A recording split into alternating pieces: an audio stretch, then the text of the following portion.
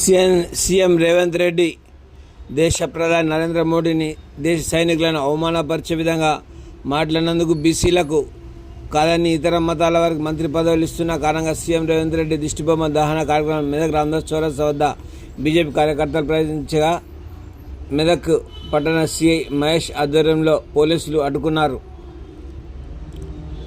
ఈ కార్యక్రమంలో బీజేపీ జిల్లా ప్రధాన కార్యదర్శి ఇళ్ల రంజిత్ రెడ్డి, సిహెచ్ శ్రీనివాస్, మాజీ మెదక్ జిల్లా ప్రధాన కార్యదర్శి ఎమ్మెల్యే రెడ్డి, పట్టణ అధ్యక్షుడు నారాయణ ప్రసాద్, మెదక్ జిల్లా ఉపాధ్యక్షుడు శంకర్, రామంపేట మండల అధ్యక్షుడు నవీన్ గౌడ్, పట్టణ ప్రధాన కార్యదర్శి ఆంజనేయులు, సీనియర్ నాయకులు సత్యం, సన్నీ, రాహుల్, బంటి, బబ్లు, ప్రేమ్ కుమార్ తదితర బీజేపీ నాయకులు కార్యకర్తలు పాల్గొన్నారు.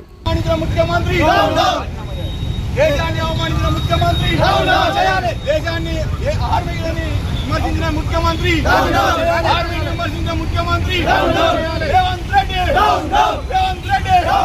దేశద్రోహి రేవంత్ రెడ్డి, ఆర్మీని విమర్శించిన రేవంత్ రెడ్డి, ఆర్మీని విమర్శించిన రేవంత్ రెడ్డి, ముఖ్యమంత్రి.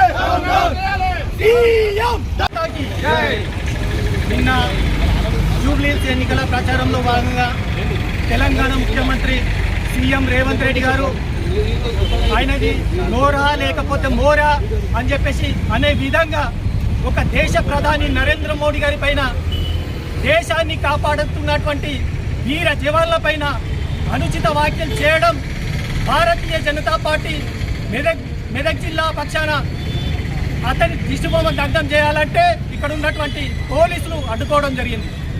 ఎందుకంటే ఆయన ఒక బాధ్యతమైనటువంటి పదవిలో ఉండే ఇంకొక దేశ ప్రధానిని, సైనికులను విమర్శించడం ఎంతవరకు కరెక్ట్ అని చెప్పేసి భారతీయ జనతా పార్టీ మెదక్ జిల్లా పక్షాన మేము ప్రశ్నిస్తూ ఉన్నాం. రేవంత్ రెడ్డి, నీకు చేతనైతే, ప్రజల మీద నమ్మకం ఉంటే, ప్రజలకు సేవ చేయాలంటే నువ్వు ఇచ్చినటువంటి 6 గ్యారంటీలు ఇక్కడ తెలంగాణ రాష్ట్రంలో అమలు అయ్యాయి.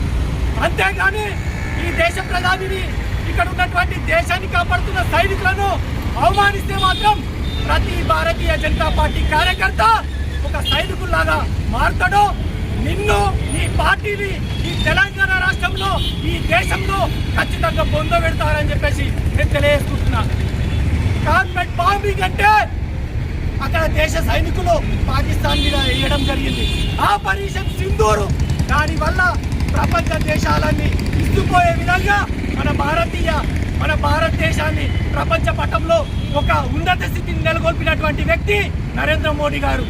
మరి ప్రపంచ దేశాలే కొనియాడుతున్న వేళ అక్కడ ఉన్నటువంటి జవాన్లను, ఇక్కడ ఉన్నటువంటి సన్యాసి ఆ విధంగా మాట్లాడడం